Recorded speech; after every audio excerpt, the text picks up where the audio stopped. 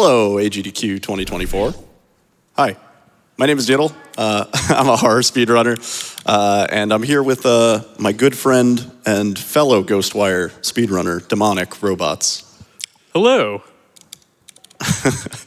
Yeah, so Ghostwire, really quick, some background. This game was developed by Tango Gameworks. It's kind of the last horror game that they're going to make because they've moved on to Hi-Fi Rush and sort of more stylistic, like, passion projects. But this was very much a passion project for them. It was published by Bethesda, and it's a really good game. It got a little swept under the rug because it came out the same month as Elden Ring. But yeah.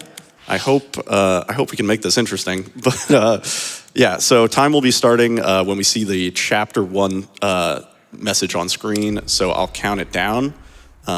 We just have to skip a few things here. And so 3, 2, 1. Go. All right. So, this is Ghostwire. We have skippable cutscenes. The cutscene we just skipped was a pretty important one. We saw our character, Akito, die. Spoiler alert, he died in the opening cutscene. But at the same time, Japan was being turned all into spirits. So, everybody in Japan is a spirit. There's some evil forces at work. That's the reason for all this fog and stuff. And these guys are called Rainwalkers, but they kind of look like Slendermen. So I'll probably be calling them Slenderman for the rest of this run. We are in Tokyo, as the name would suggest. We're in Shibuya Prefecture. And this is actually a very sort of one-to-one representation of Shibuya. So we've had a few Japanese Ghostwire runners that have actually gone through these areas and checked them out, and they are made to look like this as they are in real life. So it's pretty cool. This is definitely, like I said, a passion project. You can tell the developers really cared about making everything accurate. We're going through a bit of a tutorial section. Our good friend KK, he is now inside of our spirit, and he will help us with his powers to get through and hopefully save all of Japan. Right now we're heading into a hospital to check on our sister Mary, who basically we were on our way to visit her at the hospital when all of this started going down. So we're going to be doing some blasting, as you'll see.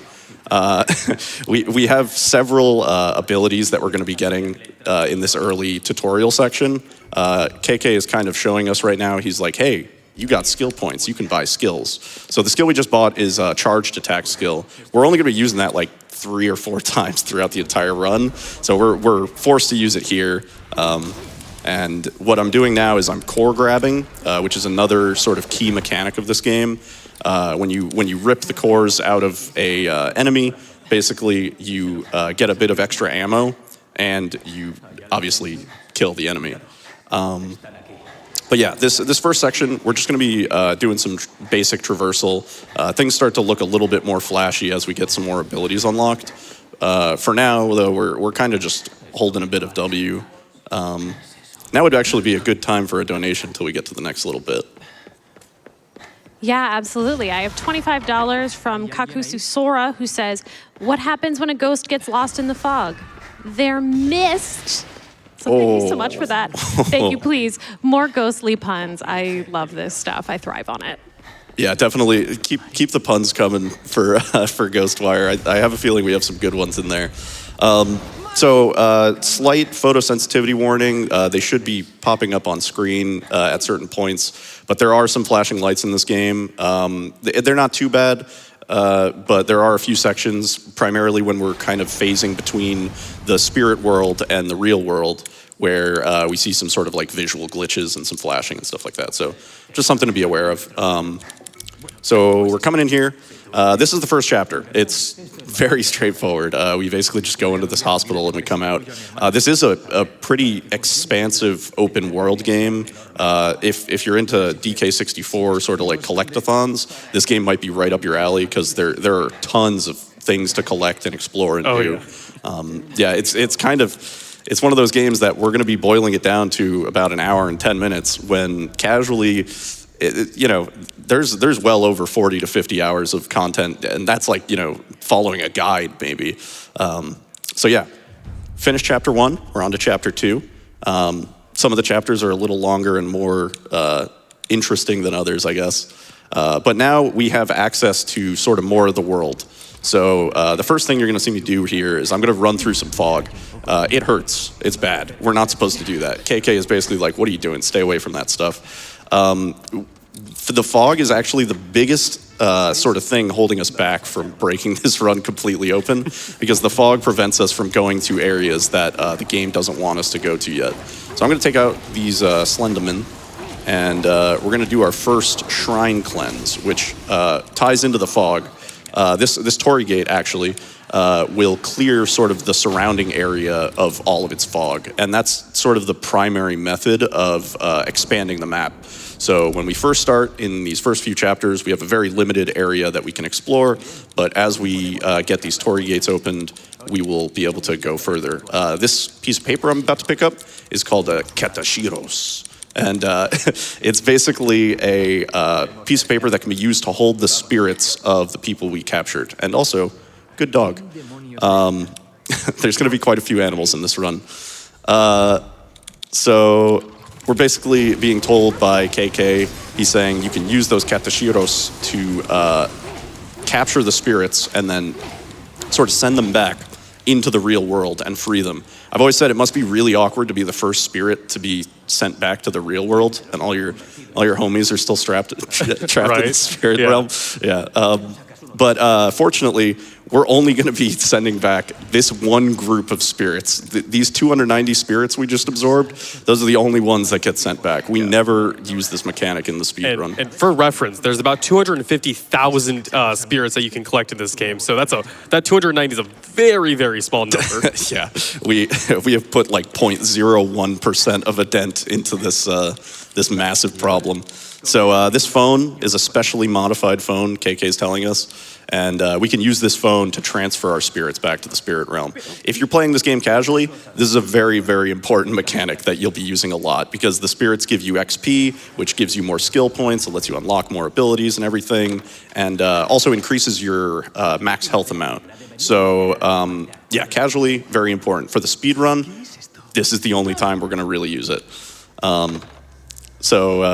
Actually, now's a good time for a donation. We're just going to be skipping some cutscenes. Yeah, absolutely. $100 from the Burge that reads, thanks to all runners and staff for an amazing week for a super important cause. Let's get those SMB lost level stages. And yes, please do. We are at 13,932 out of 50,000. So less than 37,000 to go, about 30. Hold on, I almost said 38, 36. You know what? I'm not a good math person, but that's okay, because y'all are wonderful at donating, and that's what really matters. Let's get that met. So what you just saw me do was a seal. This, again, is a mechanic that you would see a lot casually. In the speed run, we see it a total of 2 times, I think. And basically, they have you do these, you have to match the pattern sort of with your mouse. But I did a little optimization there where if you already know the pattern, which we do, we can sort of beat the game to doing, we don't even have to watch the game show us what the pattern is. We can just sort of do it on our own. And that's the primary reason why when I run this game, I need a giant mouse pad, because if you try to do those symbols really small on your mouse pad, it doesn't really work. You have to do big, exaggerated mouse movements for that to work. So we've just been trapped in the fog. We have to clean this barrier so that we can get out of here. This is sort of a bit of a mandatory intro section to how the underworld sort of works and how the underworld is kind of leaking into the real world.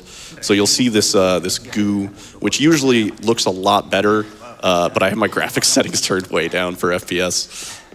This game, I haven't mentioned it before, this game is kind of a visual masterpiece. It really is, yeah. It's such a pretty game to look at. There's so much eye candy. They really put a lot of effort into making it aesthetically pleasing.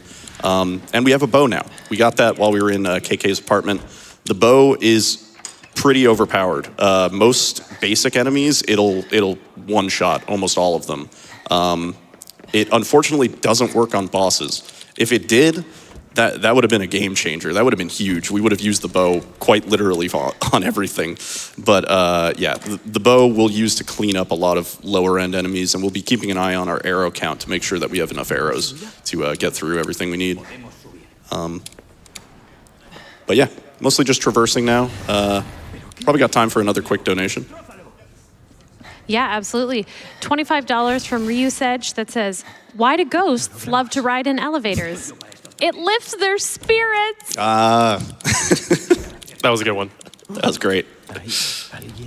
So we've cleansed the barrier, and KK is about to teach us another ability, which sort of acts as a objective finder in a way. It kind of reveals nearby things and tells you, you can see some spirits off in the distance and stuff like that. We're really rarely going to be using it. Sorry, audio cue. There we go. And then we're going to cleanse this to get through. I'm just going to take some damage for the fun of it. I've been picking up food as we go along.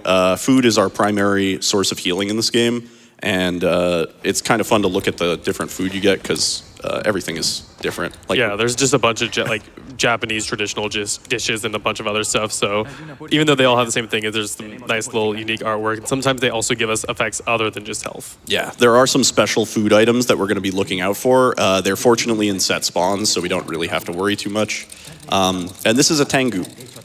Tengu is they're a yokai, and we can grapple up to them, which is a really good method of traversal. There's a lot of focus in this game on sort of vertical movement, which is actually really cool in a game. A lot of times, you're just kind of staying on the ground. This game encourages you to be on top of buildings and gliding from building to building. Speaking of which, we can glide now. Gliding is really important. It's slightly faster than running, so we're going to be doing it pretty much wherever we can. It does have a catch, though. You can only glide if you're a certain distance off of the ground. And right now I'm buying an upgrade to increase our core grab speed and our gliding distance, as well as our bow draw rate. So we'll be able to get these shots out a little bit faster. Let's not get kicked in the face. Yeah. That was also pretty much the last real tutorial. So now we're kind of starting to get into the real meat of the game. Yeah. Which is going to be us cleansing these Torii gates, doing combat. We still have a couple of things to unlock, but it's definitely not going to be as restrictive as it has been. Yeah, effectively, we've now sort of reached the sort of open world part of the game where we can now do anything we want. I'm really glad I didn't miss any of those shots. The arrow conservation is pretty important. We're going to have exactly enough arrows to do what we need, so it's pretty crucial that I don't miss any of those shots. And there's this weird mechanic where if you unswitch your bow, if you get rid of your bow, the arrow actually stops flying in the air. So if I shoot an arrow and then unswitch my bow, the arrow just disappears effectively. So I'm being very careful to not do that. So I just got a watermelon. It's a nether watermelon, and that'll give us an attack boost. Also, what is this shape? I don't know if I can. I've never seen this shape before. Is it? I'm not too sure either. Is it like a sphere or like a circle or something? Does anyone else know? I don't know. Thank you. That's what it is. So we're going to be doing some gliding here. Like I said, gliding is faster than running, so we're going to be doing it wherever we can. Our glide is limited to about 5 seconds. So we're going to be trying to sort of extend our glides as much as we can to get as much as we can out of them in terms of movement speed. I just prayed to a Jizo statue, which gives me an extra fire shot. We're going to be visiting one more of those throughout the run, but otherwise our ammo is pretty much limited to what we get off the back. This is Lady D. It's not actually, but it's based on the same folklore, which is the 8-foot-tall woman. All of the sort of Japanese spooky lore in this game is it's sort of borrowed all throughout pop culture and stuff like that. Also, orb. Thank you. Yeah. That's the last orb we're getting. Don't worry.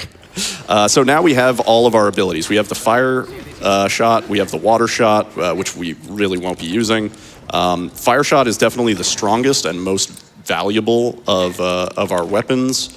And we are now cruising. We are now in the open world segment. I have to do this tricky bit of movement here for this tower climb where we're going to be skipping some stuff. Demonic, if you Want to let it rip? Yeah, so like nyiddle mentioned earlier, whenever we are climbing and going somewhere and we want to do the glide, we essentially need to have a certain distance of between us and the ground before it activates. Normally this game wants you to climb up this entire tower and do a bunch of elevator stuff, but if we get some good movement right here, we can actually catch that Tengu from super far away and skip a good majority of the platforming to get up here to this next Torii gate. Yeah, that Tengu grapple is probably the one I'm most worried about for this run, just because you have like a really small, maybe like, I don't know, 5 to 10 frame window to hit it before the prompt goes away and you just sort of plummet embarrassingly to the ground and you wonder why you're running this game. So we're gonna clear some dudes up here. Got some weird spawns. There is a bit of RNG, especially when it comes to the spawns locations of these enemies. They're kind of on a global cycle where if we reload, oh, this guy's still alive. If we reload, they'll actually be in the same spots every time. The problem is we're never gonna get to the same area at the same time. Yeah. So it's effectively RNG. You'll also notice me doing some animation canceling. If you see me punch at the end of cleansing a Torii gate, it's just a minor way to cancel the animation. I've never seen those doors closed before. That was very weird. You said that never happened before? I actually think that's never happened before. So we just got a stun talisman. We stunned that Lady D, and we're gonna head up here. Here's another tricky one. There we go. Nice. Yeah, that one's not as bad as the other one, because if I mess that one up, I at least can retry it. The other one, we fall to the ground, and then it's sad. So right now we have to get to the top of this tower. We're going to be getting our first and only set of beads in this game. Beads are effectively sort of a weapon upgrade mechanic. They give, I think, 10% extra damage to our gust attack. And importantly, I'm going to be equipping the nuke. There we go. Now it's a Ghostwire run. Now it's a Ghostwire run. So I have to match my boy. There we go. Yeah, woo. So there's cosmetics in this game. They don't do anything like other than look really cool. Yep. There's a ton of cosmetics. I love the devs of this game. The one thing that keeps breaking the auto splitter though is that they keep adding cosmetics. Yeah, they added for a bunch of events. Like I think they added one for like Children's Day. They added one for one of the characters' birthdays. They do a lot of stuff, which is really, really cool. Yeah. Now would be a good time for donations. We're gonna skip a cutscene and chill for a little bit. You betcha. We've had some jokes coming in. $10 from NBZ saying, "How do you kill a ghost? With a spear. You spear it." I love that one. I love that it takes a second. We have $250 from Pixel Bear saying, "Why are ghosts so bad at lying? Because you can see right through them." Nah. I love that. That's good. So you just saw me do another upgrade. What we have now is a sort of new ability that was added with one of the recent updates of the game, and it's called the Air Dash. It is incredibly useful. It saves, I want to say, 30 to 40 seconds on the speed run over not using it.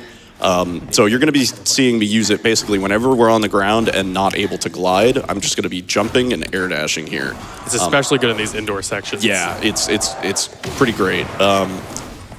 This ability, though, I can't use it while I'm on the ground unless I'm going either in a diagonal or like backwards or left or right. It's meant to be a dodge. It's not really meant to be a movement thing, but we're speedrunners, so we see ability go fast and we use it for the whole run. We're heading towards our first sort of boss right now. We're mostly just getting kind of a mini lore dump from our good friend KK right now. He's explaining sort of his backstory and everything like that. The character development in this game is really impressively well done. There's a lot to this game, but admittedly, I haven't paid attention to it since the game released about 2 years ago. So we're heading through here. Some really cool visuals as we traverse, and we'll be heading into our first boss, which is honestly really, really easy. We're going to hit him with 10 wind shots and then just dump all of our fire shots, and that should be the end of him. some of the later bosses, we're going to have to fight this boss in a second phase. Some of the later bosses are a little bit more involved, but this one is pretty straightforward. So 10 shots here, and then dump the fire. He might use shields, that's fine. His attack pattern is RNG, and the only attack we really don't want to see is the one where he jumps into the air. I learned maybe only 2 weeks ago that when he jumps into the air, he has crazy iframes. And I would always shoot him when he jumped into the air thinking I was doing damage. And I sort of learned, I was like, oh, that's why sometimes I end up with no ammo during this fight. Also, that was the fight right there. That was the fight. GG. That Tanuki suit looks great in that cutscene, it really by the does. way. The little flashes. Yeah. So we have some bad news. KK's not with us anymore. Yeah. So because of that, we actually don't have access to our abilities because those are essentially given to us by KK, who knew how to use them, and Akito does not. So this section is kind of that like part of the game where it's like you lose your power, so you don't really have much of the way of fighting. The only things that we have right now is our bow and our sun talismans, which are still pretty powerful tools, but we're not really going to be wanting to use them during this section. So now the story is essentially we are trying to go and find KK again and hopefully be able to reunite in order to defeat Hanya, who's the main villain. Yeah. Yeah, there's a couple sections in this game where they take KK away from you and you kind of have to find your way on your own. Fortunately, they don't last very long because without KK, we can't glide, we can't air dash, we can't. Yeah, we lose everything. Yeah, it's everything. So we're basically just a human trapped in the in the shadow realm right now. But we're heading to KK's house. We know that that's where KK will be, so we're gonna go see what's up and see if we can get him back. So ledge grabbing in this game is really finicky. I don't know why, but it's like it's very much just a 50-50 on whether or not you'll grab the ledge. So you saw I had to grab one ledge earlier twice, and I had to grab that one and just gave up on it. I don't know why that is, but the game's always been very weird about that, and it is a point of time loss in runs. So we're back at KK's house. It's like a jump scare every time the Tanuki suit pops up on screen. And we got a new talisman called the Thicket Talisman. This talisman effectively spawns a shrubbery. It's actually, I think, the most useful one in the game. And it's funny that it took a while when we were sort of routing this when this game first came out to figure out the value of the Thicket Talisman. We're like, oh, it doesn't do damage? Cool, we can ignore it. Yeah, it doesn't do damage, doesn't stun the enemy. We don't really care. And then it was sort of realized that, oh, it's actually a really good tool for stealth, and you can get away with some interactions that you otherwise wouldn't be able to. Yeah. Any aggroed enemy prevents you from basically interacting. So you can't cleanse shrines, you can't cleanse gates, you can't interact with doors and stuff like that. So it's kind of to our benefit that we have something to immediately drop aggro from enemies. And we're gonna head into this shrine, and there's a whole bunch of enemies here. We don't care. We're gonna aggro the entire universe right now. There's a lady blowing a whistle. There's a lot of cool enemies that we're never even gonna see. Yeah. Because we just beeline it. This route, this specific path that I'm taking, took a while to develop, but basically by doing this route, we drop the aggro on the people behind us, and then we kill the one dude that would have aggroed us otherwise. And here's our wire-in ability. This is sort of our ultimate charge ability. What I did there was called a wire-in cancel. So when you do the wire-in, it damages everybody around you and it puts them into slow motion. At that point, you can take their cores, and the cores that you take will restore your wire-in by canceling the wire-in manually by pressing the wire-in button in the middle of it and then taking the cores. It actually restores our wire-in before the wire-in even ends. So you'll see in the lower right, my little bar is it's like 75% of the way there. So we're pretty much ready for another wire-in. And now would be a good time for donations because we're chilling for a minute or so. Sure thing. I have $100 from Sen saying, I love AGDQ. Much love to every single runner and commentators and staff. And $500 from Anonymous saying, greetings from Germany. Greetings. So we have another cutscene we're going to skip. This is just the one showing us that we've cleansed this gate. We are now on the trail of KK's friend, who is Rinko. Not Ringo, Rinko. And she'll be able to help us sort of get out of here. You're going to see the first use of the Thicket Talisman. So I have it in my hand already ready to go. I have to be careful here to not like accidentally throw them because we will use every single Thicket Talisman. We have none to spare. So I'm going to throw one down here, just pop a little bush down, cleanse the Torii Gate, and you're probably like, I didn't see any enemies. You didn't drop aggro off anybody. What about this guy? Mm-hmm. The marionettes. He's giggly. That's basically the gist of the Thicket Talisman. We're going to be using it in that exact application a few other times, and then there's one in specific that is like the scariest application of the Thicket Talisman, where we're going to be like right in front of an enemy, throw down a bush, and be like, nope, can't see me now, sorry, and just pray. So this is where the traversal really opens up, I think. You get into this really cool rhythm of sort of like jump, glide, dash, and it takes a little getting used to because you can't be holding sprint while you do the air glide. So I'm doing a surprising amount of inputs every time I have to do those.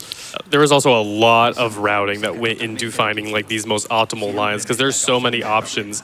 And like if you go look at like my run, which is a couple months old compared to like their current route, you can see just how much of a difference we've made making little optimizations, you know, taking a different street or taking a different pathway to save 2 or 3 seconds, but it really adds up. And you just saw I grabbed some money there. Money isn't like crazy important in this, but as of the update, we do need to make sure we have some money for some talisman and arrow purchases. So as we come into this building, I call this the Rinko Tower Defense section. We're going to be basically looking for KK's friend, and we'll be doing one more upgrade. It's like our second to last upgrade here, and it's for a very important ability. I should also mention, the biggest problem when this game came out was every time you open the map, it would show you every objective and every new sort of like location of interest that you had unlocked. They got rid of that. So it was like a 2-minute thing where was bad. Because you're supposed to be checking the map casually and it's supposed to be like 1 or 2 icons. Yeah. When we checked it, it was about 40. So. Yeah.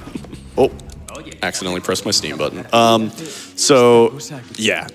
was a yokai that I just destroyed there. And we got his Magatama, which unfortunately doesn't come up in the speedrun, but it would come up casually. And here we're gonna get rid of this guy. We just unlocked the penetrating shot for fire, so you'll see I can now set up sort of these collateral shots where I'm hitting 2 people at once. Yeah. There's gonna be a few situations where I'm just gonna go for an optimal lineup in order to take out more people with 1 shot. So just kind of more bang for our buck, which is really important because we only have 6 flame shots right now. And definitely need to be conservative of those, especially in this next section. And to kind of explain what the different powers do, green is basically your pistol, fire is basically your kind of like your magnum or sniper, and then blue or / water is basically your shotgun. Nope. Come on now. Nice, there we go. Yeah, you can actually sort of kill that guy as he's spawning in. It's a little... It's a little difficult, and I was like, I'd rather hit the arrow than shoot the back wall behind him. So yeah, some pretty crazy visuals right now. Normally it's a lot more noticeable, but then they added in the dash, and now we kind of just rush through those sections. Yeah. But casually, like, it's a really cool experience. Yeah. So this is the Rinko Tower Defense section. If you watched the RE4 run earlier, you know about Cabin. This is basically our version of Cabin. We have to kill waves of enemies, and the faster we kill the previous wave, the sooner the next wave spawns in. So we're just kind of trying to do this as optimally as possible. So we're going to get these group of 3 here. And it's also very important that I keep track of my fire shots here because we're using them for very specific enemy setups. So I'm going to go for the 2 here. Nice. And then we're actually out. That's kind of bad. We got scammed. It said I got a fire shot, but it actually didn't add one. Okay. Doing a little backup here. That's all good. Also, I don't think I've ever seen it. There are a couple of objects around it that are like kind of these glowing, floating things. That's how you're supposed to get refueled. and it's kind of random what you get usually. Yeah. Yeah, pretty much any time I break an object for ammo, I'm looking specifically for fire. And we're just gonna blast these two. Boom, easy. So yeah, our fire shot is by far the most valuable resource we have. In fact, at the end, there's a boss where if we sort of don't have enough fire shots, it's gonna make it really, really hectic. But yeah, that was actually a great section, despite not having quite the right amount of ammo. And that is part of like sort of the RNG of the run is you're not always going to get quite the right amount of ammo. Sometimes an enemy will present an issue and they never presented an issue before. But yeah, so we're going to be coming out here. We're actually coming up to probably the most important part of the run. I'm going to need like absolute focus, hyper laser concentration for this. Who's a good boy? Who's a good dog? Oh. All right. That's it. Just kidding. It would be a GDQ run if you didn't pet the dog. Yeah, there's a lot of animals in this game. So there's 35 tanukis that you can run around and find. We're talking to the shopkeep, who is a cat, in fact. There's cats you can pet. There's dogs you can pet. You can feed them. It's great. They did a great job with this game. So we're going to cleanse this Torii Gate. We're going to come into another sort of like lock-in section. This one we're going to deal with using the bow. And I'm going to go for some elegantly placed shots to see if we can clear this out nice and quick. This part's a little tricky, just because we're trying to... there is a timer on this. The timer's not really the issue. We're just kind of trying to, speed run and get out of here as fast as possible. Any section you're locked into an area, it's no bueno. Yeah. Speaking of no bueno, we are playing this game in Spanish, if you haven't noticed. Believe it or not, everybody in Tokyo is fluent in Spanish. No, it's faster by about 30 seconds, specifically because of one elevator that we're going to be taking, where we have to listen to some dialogue in Japanese or English or I think any other language. There's about like 30 seconds, 25 to 30 seconds of just waiting while that dialogue finishes. In Spanish, that is much shorter, so that's why we play in Spanish for this game. Also, the Spanish VAs did a really fantastic job. Yeah, I mean, all the VAs are really good, but Yeah. the Spanish one is like especially. Spanish ones are impressively good. So yeah, we're gonna come over here. Right now, we need to get a few supplies. We need a telephone card and a special payphone, not like the one that we saw before, one with a special symbol on it. Maybe this one, exactly. And we're gonna have a really important dialogue with Rinko right here. And just a second. And it's done. Okay, great. You guys got all that right? You guys got that right. That was really important. I hope you didn't miss it. So yeah, we're looking for KK's friend right now. We're on the trail. We're constantly on the trail of somebody or someone else in this game. Yeah. This lady. Sorry. Nice. Okay. Cool. It's time. Yeah. Bit of a tough headshot to hit, just because her hair is in the way. But we managed to get it. All right, so we're gonna come over here. We're gonna do a little bit more skills. And we're actually, because it got unequipped, we're gonna put the Tanuki suit back. There we go. I knew something. Something was missing. Yeah, something was wrong. Yeah. Also, in the previous patch, that would have been the spot where we would have had to sit for about 2 minutes while it does all the side mission and all that stuff pop-ups. So yeah, there is fast traveling in this game.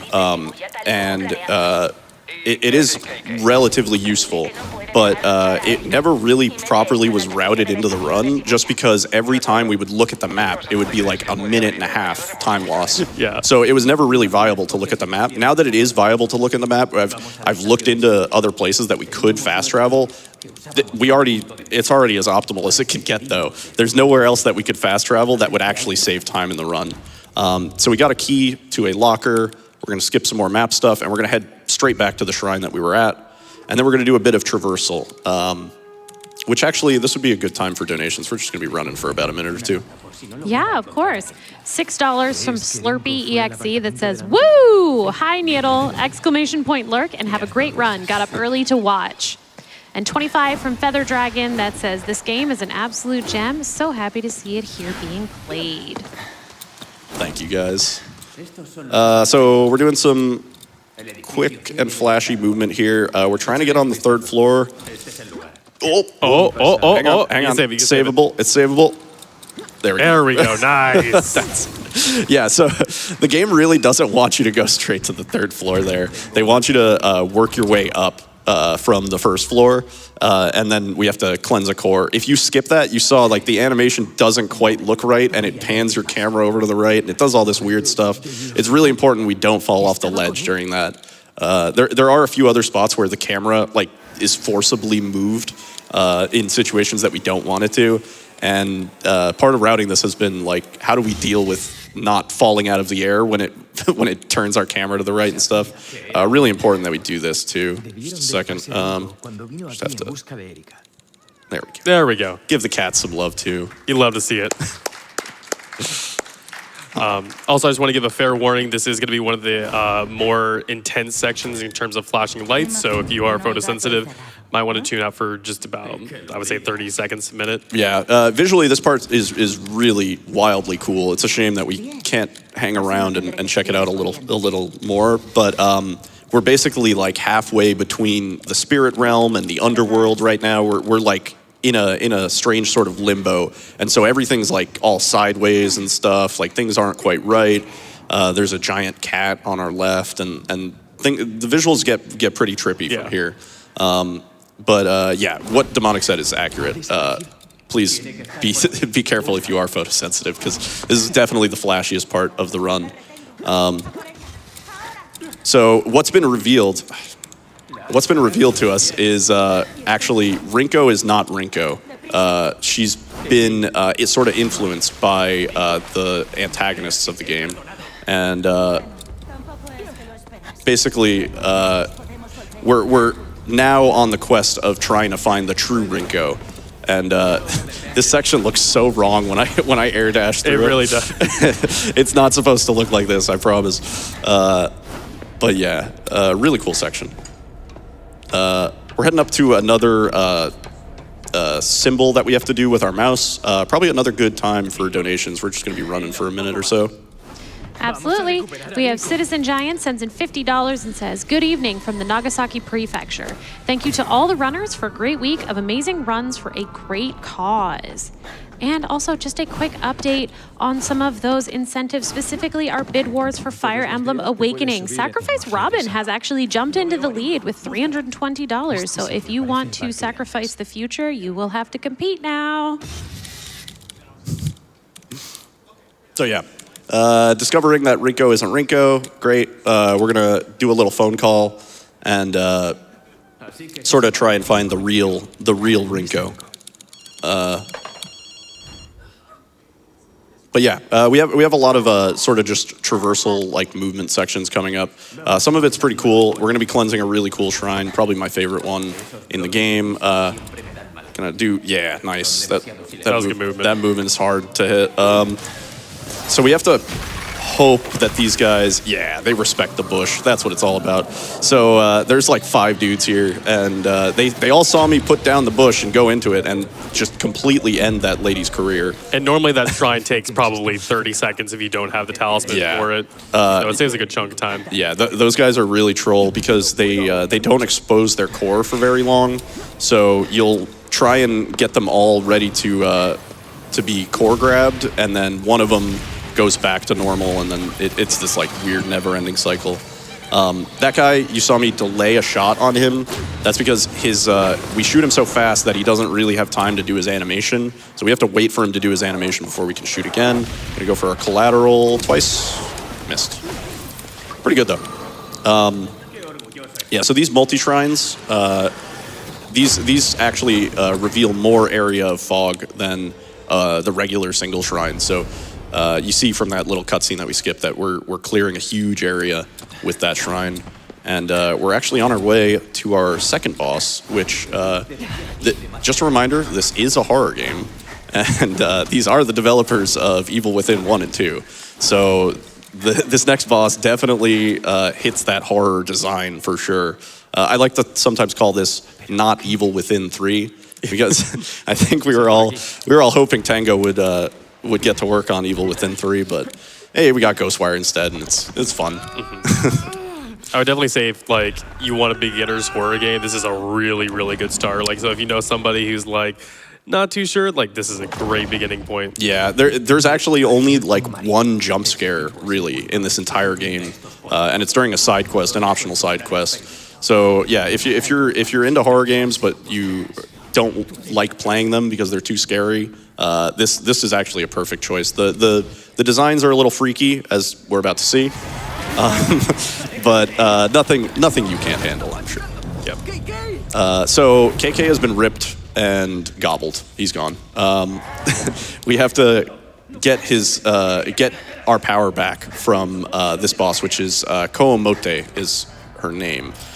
So since we don't have our power, the game wants us to do this whole like stealth, like bow and arrow, stun her sort of thing. I don't know if it was dev intended, but in one of the more recent updates, Stun Talisman started working on Koomote, which we tested this when the game first came out. These 100% did not work on this boss. I gotta wait for her to get away from the wall. Oh, there we go. That's yeah, fine. that works. Yeah, if she's too close to the wall there, I can't get behind her for the tail grab. So yeah, we can actually just stun her with the Stun Talisman. And it was kind of like a revelation because this was an RNG fight where depending on her spawn and depending on where she was in relation to sort of these explosive barrels that are scattered around the arena, that would determine how fast or slow of a fight it was. And there was a lot of variability in the run just on this fight alone, where this could be the run killer where you're up 40 seconds and then all of a sudden you're back down to -0. So we got KK back. We also got a cheeky bit of ammo there. And I'm going to hold the cutscene skip button to skip this mission complete screen just slightly faster than all the rest. Don't know why that works. It's the only one that does that. And now would be a good time for a donation or two. You betcha. I have $50 from Ziri that says, roses are red, violets are blue. Upgrade to all levels, extend GDQ. We also like poems here, poems and puns. Keep them coming with that.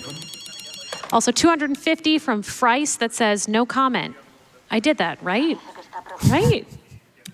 And another year, another GDQ. Let's meet those incentives. That was $50 from Illustrated Man for that one. So thank you so much, Illustrated Man. Thank you. Yeah, the incentives and bid wars this year have been just awesome. This has been such a rad GDQ. So we're doing a little bit more traversal, and we're going to be cleansing a tiny shrine here. It's a little baby shrine. And then we're going to be using an updraft talisman. The first instance of us using this updraft talisman. This was something that was added into the game in one of the recent updates. And basically, it's kind of like the ability in Breath of the Wild, where you just get straight vertical movement. So you can use those to kind of just get some air. And like I said, verticality is an emphasis in this game. So being able to get on top of buildings and stuff like that is going to be very, very valuable. We can actually cut out probably like a minute or more of plain old walking and gliding. Nice. Okay. So I was very nervous about that. Sometimes we fall to the ground there. That section, there's some dialogue that interrupts our flight. And that's another thing that they added in an update somehow, I think unintentionally. But when the game first launched, dialogue did not interrupt your flight. You could be in glide and be listening to KK. But in one of the updates, they made it so if KK starts talking while you're gliding, Akito just loses focus completely, and he plummets from the sky. And there's a few spots where that's like really detrimental. So yeah, that part, the only reason we can make it now is because of the air dash, actually. So we air dash just to like extend our glide a little bit there. And now we have another little cabin section. This one's pretty straightforward. And we're gonna hit these with a charged fire shot, which does pretty good splash damage. Also generates a little bit of frame lag. There we go, nice. And then this one is probably the coolest, but we're gonna come behind this lady. We're gonna hit her with a quick purge, so like in stealth, and then push her straight into the shock talisman that we put down, and then boom, triple kickflip. Nice. But yeah, I love that shrine. Yeah, that's probably one of my favorite fights in the entire game. Yeah, it's just, it feels so smooth because everything works. So we're going to cleanse the shrine, and then we're going to be using another updraft talisman. And then we have another sort of mega shrine that we have to cleanse. We're almost done with kind of like the shrine cleansing part, and we're ready to just go into sort of escaping and helping our boy KK. So we're going to use this. The previous route for this involved climbing on top of a bus and then doing this weird movement. There was a lot to it. Yeah, you had to like turn around and then hit that Tengu from the right angle. It was like really annoying. So the updraft talisman just saves us a lot of grief. And we're coming here. Like I said, all of our arrows have a purpose. So, and I just missed one. It's not a problem. Are you chilling? All right, slight problem now that she's aggroed, but we'll get this sorted. Yeah, that's another good thing about the bow is it's a little bit more silent than your abilities. So when you kill enemies with it, it has a lower chance of alerting nearby ones like that. Yeah, ideally we shoot the First Lady in the head twice. But again, the spawn locations are RNG or global cycled. So sometimes she'll be in a closer spot, sometimes she'll be a little bit farther. They kind of have a weird patrol. If you go into free cam in this game and actually just walk around in free cam, enemies are everywhere, like no matter how far away from the player. So enemies will just kind of be like going about their business. I mean, I guess it's realistic that way. They're just doing their daily tasks and walking around. But it doesn't really help for consistency's sake. So we cleanse this shrine and we're heading to the garage. Now would be a great time for donations. What is also great is the things that people are sending in. We have $50 from Corduroy that just says, "Good morning, AGDQ." Hey, good morning to you, Corduroy. Hope you're doing well. Good morning. And $50 from Alexander D. Arashi that says, "Please put this towards the all levels incentive." As a reminder, that is the upgrade to all stages incentive for Super Mario Brothers: The Lost Levels. As an update, we are at 14,817 out of 50,000. Super close to that 15,000 mark for it. So let's get some rolling for that. Let's make sure that we can hit 15,000 maybe by the end of this run. Let's get that. So what we're learning about right now is there's a motorcycle, but it's like kind of a sick motorcycle. Yeah. It's capable of traversing the fog. So KK has discovered that there's a giant sort of like shadow figure hanging out near Tokyo Tower. And basically, in order for us to traverse the fog and get there, we need a few things so we can upgrade this motorcycle, this super sick motorcycle. And then we can ride it outside of the fog. So now we're on kind of like a fetch quest to fix this motorcycle. So we're going to need a few different parts.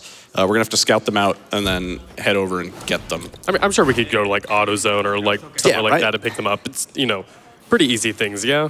Yeah, I think they need like a ghost turbine wheel and like some sort of a nether fuel like infused with spirits. But yeah, no, I think they have that at AutoZone for sure. So a bit of cool movement here, only possible thanks to the air dash. It's really nice because there's two really angry enemies down at the bottom of this elevator, and you cannot use the elevator if you aggro them, and they stay aggroed for days. They hold a vendetta against Akito if he comes into their radius. So we're gonna check out this special Torii gate, which is purple, as you can see, and then we're gonna check out this car. And this car has the turbine wheel that we need, or so KK says, and we should be able to get the nether gasoline, fragrant underworld oil, whatever it's called. Something like that. Something like that. We should be able to get that from the Torii gate. So we're gonna head over to the car, and we're gonna head into. It's a okay section, I guess. It should be the last section where we lose control of KK. Yeah. Yeah, this section is a bit of a run killer. It's the shooting gallery. If you've ever played Ocarina of Time or Majora's Mask and you know about the shooting gallery, yeah, it's pretty much the same thing.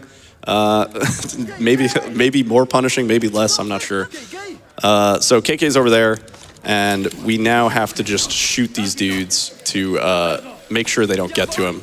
Now would be a good time for donations while I just hit these shots. For sure. We have $50 from Kalak, who says, "It's been a great week of speedruns so far and for a great cause. GQ, keep doing what you do." And Sabine, who sends in $25 and says, long-time donator, first-time in-person watcher. Thank you to everyone who has organized this awesome event. Let's do this. Bye. And $75 from the real McNeil that just says, thanks, GDQ. No, the real McNeil, thank you. Thank you for donating. So yeah, we're pretty much just blasting. So far, this has been good. I only missed one shot. Yeah, this section is really hard because you typically need to hit those headshots for some enemies, because sometimes you just hit them in the chest. They'll take 2 arrows. If you hit them in the head, it takes 1. So yeah. Yeah, and there's also, you may have seen the running shot that we went for on that school girl. It's sort of important that we hit that, because once she gets close to KK, she ignores KK and she turns and she starts attacking us, which is, you know, not great. And that's actually the shooting gallery. That was actually really, really clean. Yeah. That section is not easy to hit. Thank you. We're going to grab a few extra arrows before we go, and that should be the rest of our arrows for the rest of the game. So we're pretty much all locked and loaded to get these last few things and get the heck out of here. So we're going to be using another bush here, second to last one. This one's a bit finicky. Sometimes the enemies are already behind the gate and the bush doesn't do anything. And that's kind of just a judgment call thing, where it's like if you get to the section and you see that that's happening, you just have to on the fly make that decision. We're going to come over here and get this Tengu. This section is a bit weird. You're going to notice me keeping my camera like way down.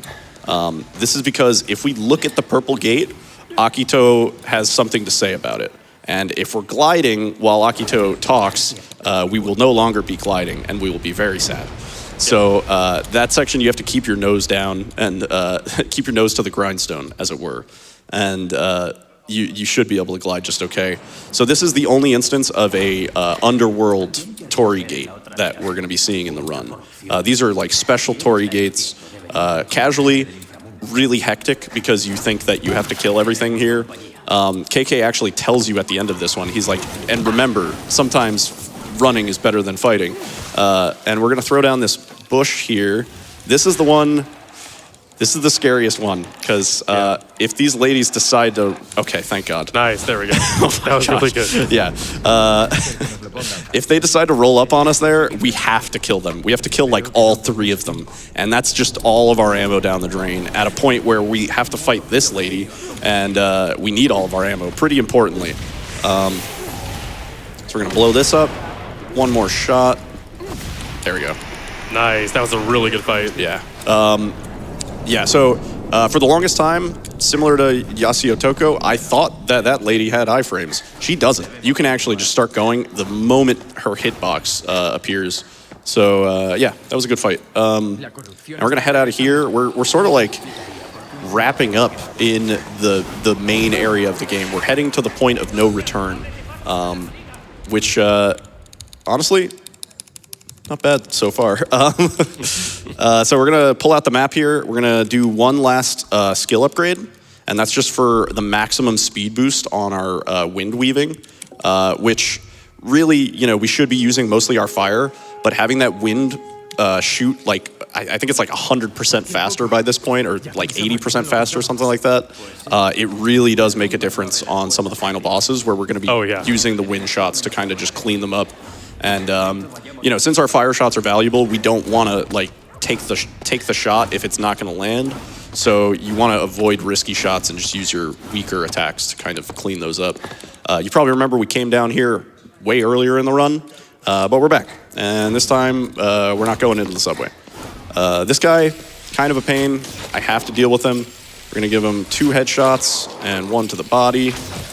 Perfect. Yeah. For whatever, I don't think we had to fight him on like the original patch, but they did some updates, and unfortunately we can't grab this part without him interrupting us anymore. Yeah. For some reason, he aggroes 100% of the time now. I don't know.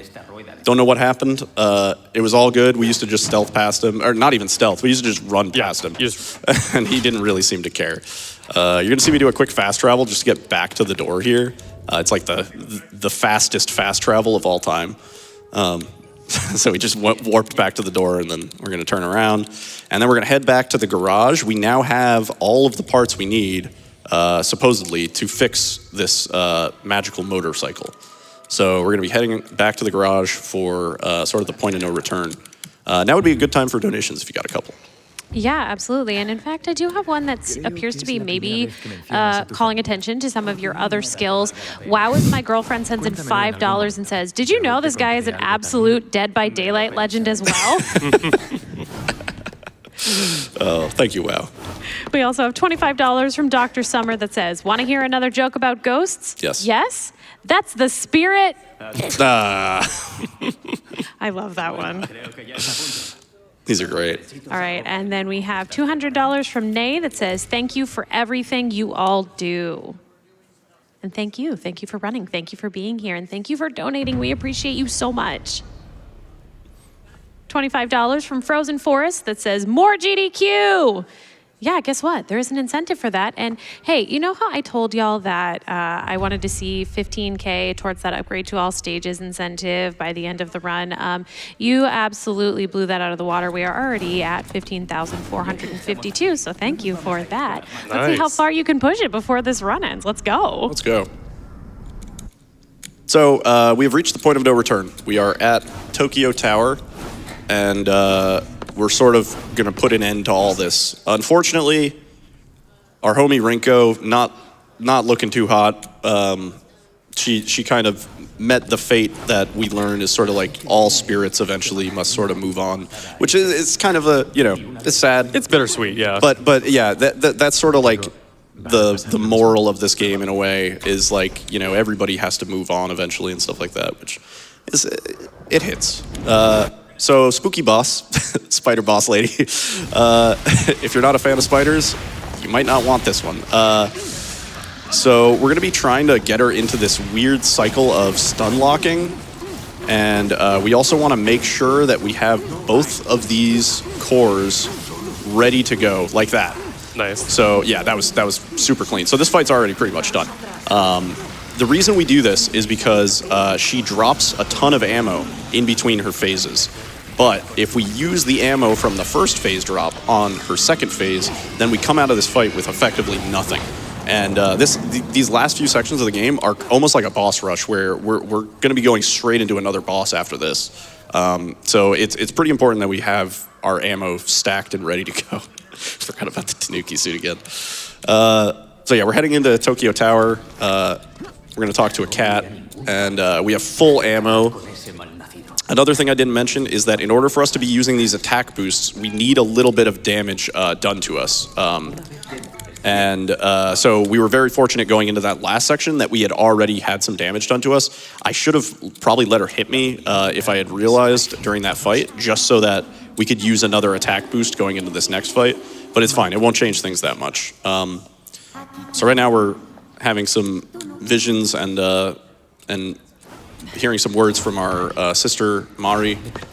And we're going to head into this elevator. Kind of. Yeah. Hang on. I'm doing it. Ever seen a Half-Life speedrun? That should look a little familiar.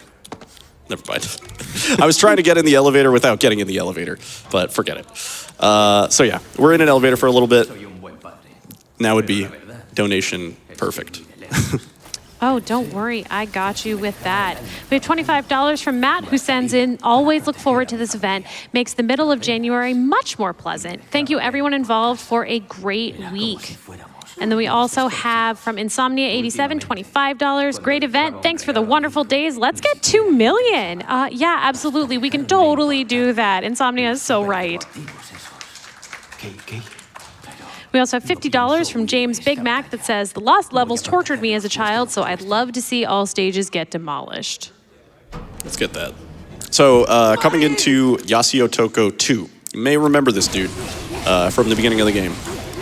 Very similar fight. We're just primarily going to be blasting him. His first phase is actually exactly identical to how he was in the first fight. That's very nice that he dropped a fire ammo off of that shield break. It's just RNG whether he drops fire ammo or not. Sometimes you get scammed and it looks like you're going to get a fire ammo and then you don't. But yeah, we basically anytime we break his shield there, we want him to give us some fire ammo. So we're going into his second phase. Similar to the previous boss, he drops a full ammo dump when we phase him. But unfortunately, we're going to be using pretty much all that ammo immediately on him. I just don't want him to jump. I shouldn't have said anything. So that jump, as I've learned, he has iframes during, and he's going to do it again. How many times? How many times are you going to jump? One more? One more for the road? One more for the road? There we go. All right, nice. All right, cool. Pretty good fight. Yeah, so the number of times he jumps decides how fast or slow that fight is, really. And for the longest time, it was a mystery. I wasn't sure why the fight was sometimes slower, sometimes faster. It's good to make these discoveries. Would have been nicer to have made this discovery sooner. But yeah, we are actually heading into the donation block. There's no easy way to put this. It's a 6.5 minute walking section. We're holding W. There's not too much going on. Yeah. So yeah, basically just like trying to give like a bunch of story stuff for Akito, which none of you have any like reference to whatsoever. Oh, look at that! That's great. That's a great cutscene. But yeah. Jay, if you want to let her rip.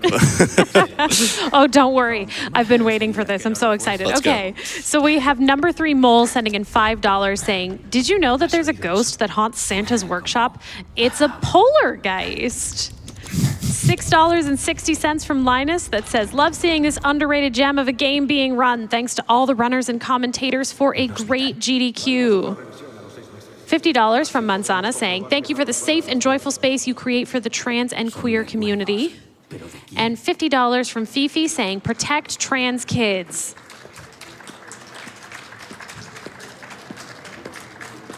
We have $50 from Anonymous that says, "Pretzel, the Chihuahua, loves her first AGDQ." So shout out to Pretzel as well. $25 from Erunk saying, "Hooray! GDQ marathons are my favorite time of year. Thanks to all the people who make this event happen, and let's help defeat cancer." Hooray. Exactly. Thank you. Thank you for the hooray. $50 from Pingay that says, "My $5 donation duplicated a few times. Great run. Keep it up." By the way, as an update, we are at 15,827 and 50 cents out of 50,000 towards that all stages upgrade for Mario Brothers: The Lost Levels. And upcoming as well, we do have that character name incentive for Fire Emblem Awakening with Tingle absolutely way in the lead at $1,223.34 compared to Cardipus in second place at $415. So if you want Cardipus, Robingus, hooray, Link, or 313, this is your time to turn the tide before it gets too late. We also have in the Fire Emblem Awakening bid war, we have Robin versus the Future, and Sacrifice Robin is in the lead for that. So if you want to sacrifice the future, make sure you get in your donations for that as well. Speaking of donations, back to those, we have $10 from Emily. "Everything about this event is great, less than 3. I think everything about this event is awesome." I'm sorry, I had to get that one in there. $50 from Sierra Stay that says, "Thanks to all people who made this event possible. Greetings from Germany." $50 from Sigurd 999 that says, "Thank you for the great week." And I do have another ghost joke for you. $10 from Mr. Evil Twinkie that says, "Hey, longtime watcher here. Thank you for the great ones this week, GDQ. P.S. I really love the bad ghost puns. What does a ghost drink? Booze." They specifically capitalized in lowercase some of the O's. Oh, you I had nailed to that. specifically do it that was way. good. And that ended with a less than 3 as well. So less than 3 for that pun. That was a really good one. Do I have time for more? Yeah, definitely. Okay. Keep going. Of course. I have $1,000 from Caledon that says, "I love games, speedruns, and preventing cancer. Win, win, win." $100 from Misa Saika that says, "Loving this event both as a gamer and a nurse. Game on. Don't forget to hydrate and take your meds." $100 from Justin saying, "Wearing my GDQ shirt, drinking from my GDQ mug, sitting under my GDQ poster, watching GDQ on my TV. Just gotta donate to finish the theme." We love a full set like that. $50 from Fuzz197. "Thank you, GDQ, for all that you do." $25 from Zeplander VT. "Another year, another marathon. Always love watching these speedruns and always happy to throw money towards a good cause." A good cause indeed. We love the Prevent Cancer Foundation. $100 from VZGTH, so Vizgith. Thank you for all the work AGDQ, its organizers, technical staff, runners, and Prevent Cancer does. You are all awesome. $25 from Anamorpher95, who says, completely forgot GDQ was this week, so I am donating to make up for the lost time. I also have a few ghostly anonymous no comment donations. So $1,000 from anonymous no comment, $50 from anonymous no comment, $150 from anonymous no comment, $50 from anonymous no comment, $50 from anonymous no comment. Thank you all for those. I love those ghostly donations. Shoutouts to Anonymous. Yeah, shoutouts to Anonymous. But yeah, this section is a huge lore dump. If you do play this game casually, this section definitely pulls at your heartstrings. There's a lot of this game is a horror game, less so for the maybe like monster designs and stuff like that, and it's not like jump scary and stuff like that, but it is kind of like a feel bad sort of bittersweet game where by the end of it, it's sort of a story of like loneliness and not feeling good and stuff like that. Which is kind of the opposite of GDQ because I've never felt more at home than here at GDQ. This is my third one IRL, and I'm really actually stoked to be able to show this game to you. I've submitted it several times, and I'm really happy that we're here on this fine morning in Pittsburgh, on this freezing morning in Pittsburgh.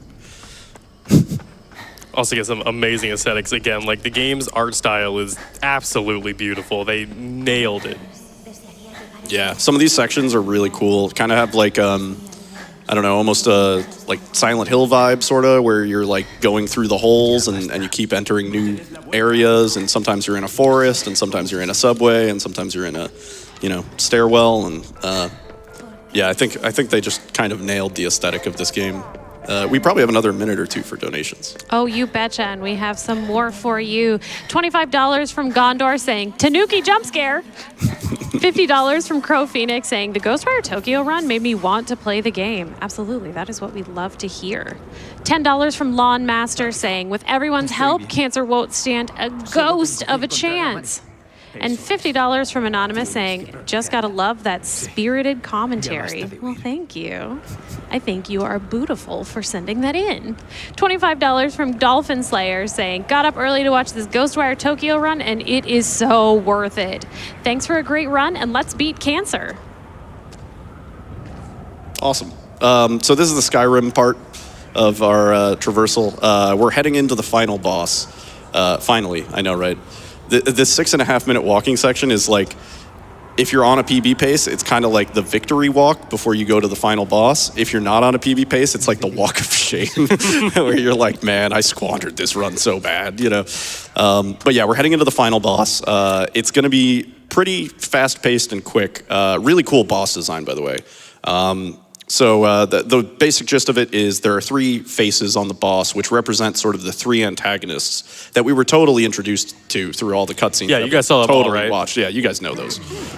So we're gonna actually hit a heal item.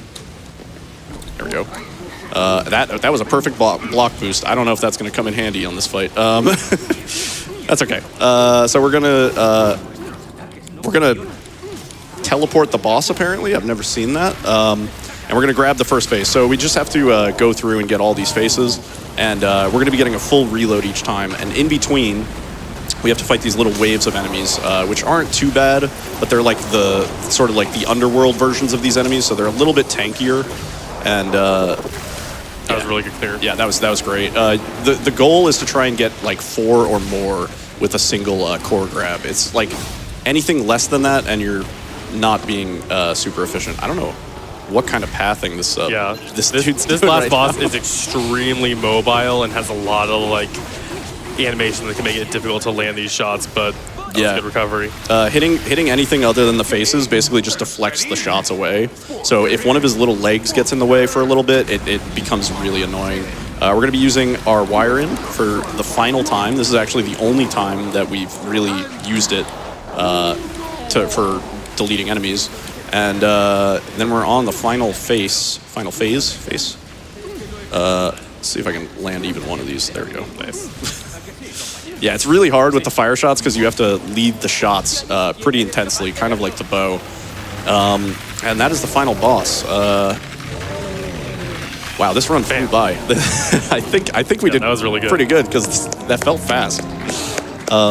So time will be coming up after this little cutscene. We sort of have a final section where we're meant to continue walking forward, but man, we already did a lot of moving forward. Yeah, I mean, I think take a I'm break just for gonna go that. chill next to this tree. It's nice and cozy. So time will be coming up after I skip the final cutscene. Just to get into shout-outs straight away, big shout-out to the Ghostwire community. Shout-out to Demonic for staying up and being part of my couch. Shout-out to my girlfriend who's in the audience, Alyssa. Shout-outs to everybody who hangs out on my stream. If you're interested in this, if this looked cool, we're going to be working on Tatari, which is the hardest difficulty when I get back from GDQ, and time. GG. But yeah, that was super awesome. That went a lot smoother than I thought it would. This run can go off the rails pretty quick. It's pretty decently reset heavy. It's super movement oriented and stuff like that. So I hope I was able to make the movement flashy and interesting. Oh yeah, for sure. Demonic, you got anything else? Just shout out to Nil, great job. If you want, I also do Ghostwire streams as well, so you can follow me at twitch.tv/DemonicRobots. Nyiddle, where can they find you? Yeah, you can find me on Twitch, twitch.tv/nyiddle. I'm live just about every day. I speedrun a lot of games, not always horror. Sometimes it's Corey in the House on DS. Sometimes it's Death Flush. You never really know. But yeah, hope everybody enjoyed. Have a great AGDQ, and thanks for having me.